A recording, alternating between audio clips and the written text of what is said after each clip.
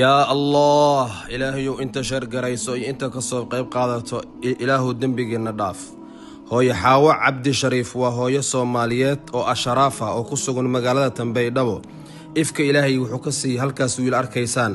بايها قاركا أهيو قبا ويلكاسي وعيلين هاي طبعا إلا وقب دود أيو شوكان صدي وويل آد وقروح بدن قبر كستمركو شوكان صدي وحيلا هاي كمرة بايها قاركا تقبتا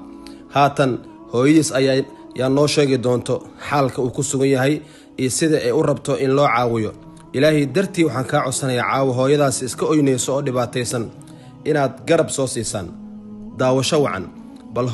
hooy xaawo ayaa mikrofoonka u dhiibaya bal ila dhageysta bismillaahir rahmaanir rahiim magacaygu waa xaawo cabdi shariif waxaan ahay maxamed deeq hooyadiisa wiilkan rafaad badan la soo maray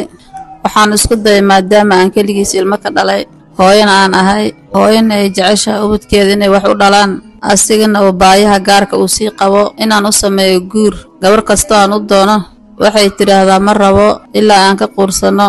walaalkay khayr Allah siiyo gabadhii jida u ahaan way iga aqbashay waan u duceynayaa aniga waxba ma haysti noloshiisaan la daala dhacaa laba darmuus aan shaaya darbi la fadhiyaa marmar asoon ii badgadnin baan soo celiyaa waxaa idinka codsanayaa walaalayaal macallin Cabdullaahi oo dadkan caawiyo ayaan in badan raadinayay asoo kasbaan joogan arki jiray nasiib waxaan u yeelanay inuu baydhabo noogu yimaado uuna naga aqbalay adinkana waxaa idinka codsanayaa dareenka igu jiro oo ah wiilkayga inuu u dhalo inay ii rumaysaan cid kasta wax ii awoodana nambarkayga tooska ah waa balaas 25 26 hal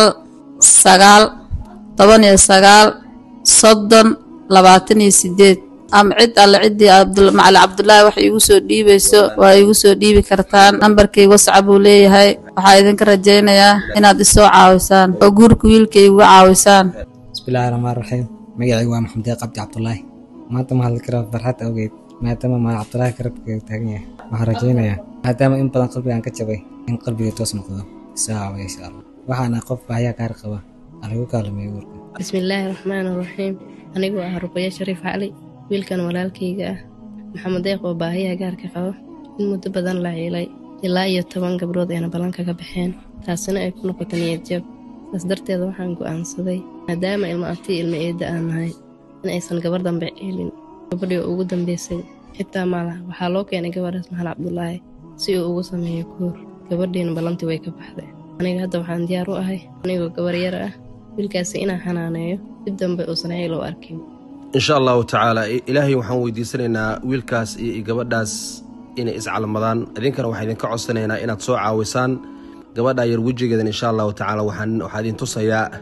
هبينك أراسك بإذن الله الباري إن شاء الله.